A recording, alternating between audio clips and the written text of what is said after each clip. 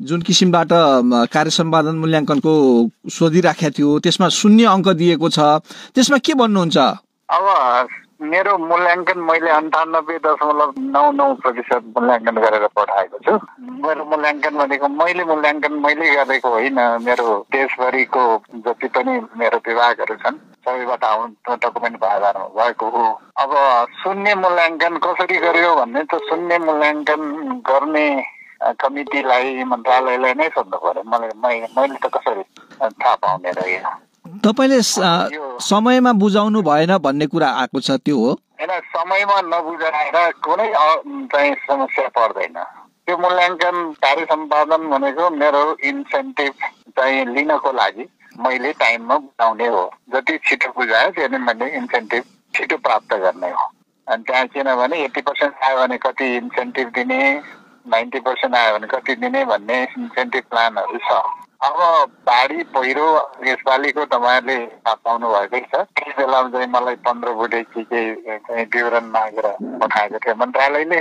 अब बाढी पहिरो आएको बेलामा त्यो तत्कालको समस्या समाधान गर्नलाई धेरै ठाउँमा हिँड्नु पर्यो, गर्नु पर्यो र त्यसको विवरण प्राप्त गर्नलाई केही समय लागेको हुनाले केही ढिलो भयो। त्यसले कुनै अर्थै राख्दैन, ढिलो भयो भन्दैमा 0 हुन्छ र?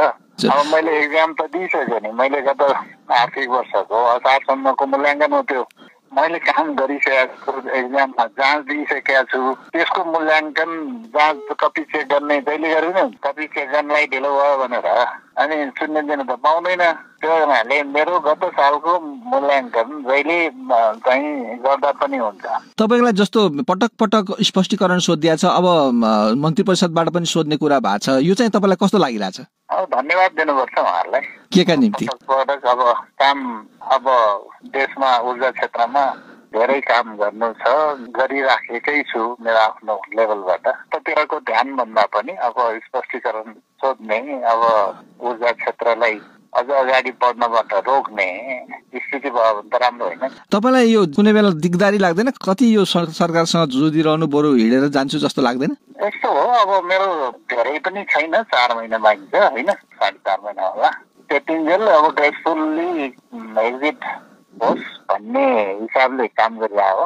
किन त्यति समय पनि कुर्न नसक्या होला सरकारले? मैले छोड्दाखेरि प्राधिकरणको मात्रै होइन, ऊर्जा क्षेत्रको भविष्यलाई पनि मैले हेर्नुपर्ने हुन्छ। ऊर्जा क्षेत्र भोलि अप्ठ्यारो स्थितिमा पुग्यो भने त्यो राम्रो देशकै लागि राम्रो हुँदैन। त्यसलाई बचाउनको लागि पनि म आफ्नो कार्यकालसम्म रहनुपर्ने देखेरै म बसेको।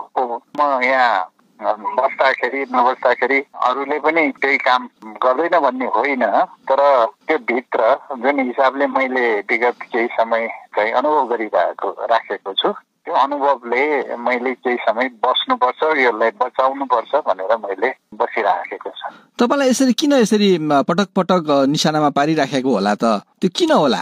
त्यो त उहाँहरूलाई नै सोध्ने कुरा हो। मैले देशको लागि काम गर्छु।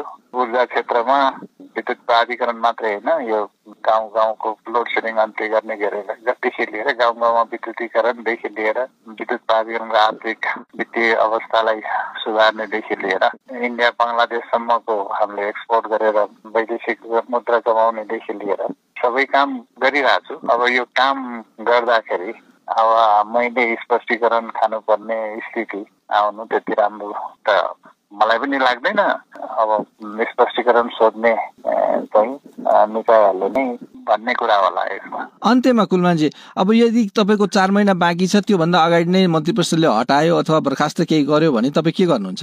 त्यसमा त के भएर मलाई के भएर 4 महिना अगाडि जानु र 4 महिना पछि जानुमा के फरक पर्छ? तपाईँ त्यो न्यायिक लडाइँ लड्नुहुन्छ कि? मेरै लागि त मेरो पर्सनल कुरा गर्ने हो भने न्यायिक अब हेरौँ कसरी आउँछ होइन। अब न्यायको क्षेत्रमा अब न्यायिक प्रक्रियामा पनि जानुपर्ने हुन सक्छ।